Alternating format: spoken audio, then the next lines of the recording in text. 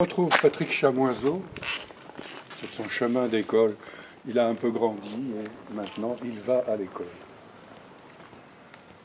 Le négrillon aimait entendre le maître leur lire de petits poèmes magiques ou des textes choisis de George Sand, d'Alphonse Daudet, de Saint-Exupéry. À toute lecture, le maître buvait un fin sirop. Il prenait plaisir à sucer lettre après lettre le français déployé sur des scènes bucoliques. Dévoué au concert des syllabes, il les détachait de manière emphatique, les rythmait selon une loi intime. Sa voix se creusait aux virgules. Sur les points, elle s'immobilisait tandis que son regard sévère nous contrôlait. Il faisait du point-virgule une culbute de silence. Le point d'exclamation aspirait pour les rompre des gonflades de sa voix.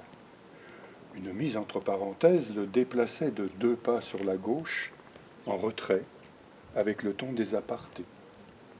Les dialogues lui autorisaient entre les pincettes de ses dents des accents familiers, alors argile protéiforme, brisant une gangue invisible, il se transformait en paysan provençal, en meunier solitaire, en chevalier de la table ronde. Paragraphe achevé, il baissait la paupière pour suivre en lui-même le cheminement religieux de ce qu'il venait de lire.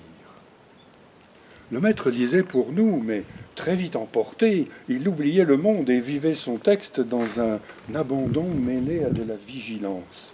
Abandon, car il se livrait à l'auteur. Vigilance, car un vieux contrôleur demeurait à l'affût en lui-même, guettant l'euphonie désolée, l'idée amollie par une faiblesse du verbe. Alors une révolte intérieure lui remuait un sourcil. Il trouvait matière à réprobation chez Hugo, chez Lamartine. La Fontaine et Chateaubriand, par contre, le maintenaient en extase. Ce plaisir de lire à haute voix, il nous le communiquait en fait sans le vouloir. Le négrillon suivait bouche bée, non pas le texte, mais les coulées de plaisir que le maître s'envoyait par les mots. Pour faire écho à ce texte que je vous ai lu tout à l'heure de Chamoiseau sur le plaisir qu'avait son maître, son instituteur, de lire à voix haute, un tout petit extrait du plaisir du texte, justement, de Roland Barthes. C'est le langage tapissé de peau, un texte où l'on puisse entendre le grain du gosier, la patine des consonnes, la volupté des voyelles, toute une stéréophonie de la chair profonde, l'articulation du corps, de la langue, non celle du sens, du langage.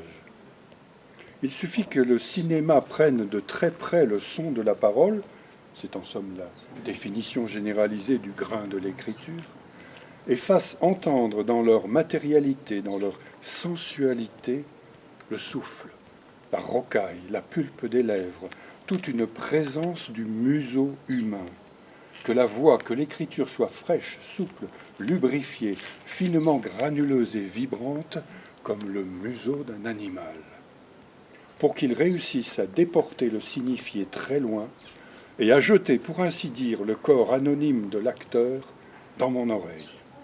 Ça granule, ça grésille, ça caresse, ça râpe, ça coupe, ça jouit.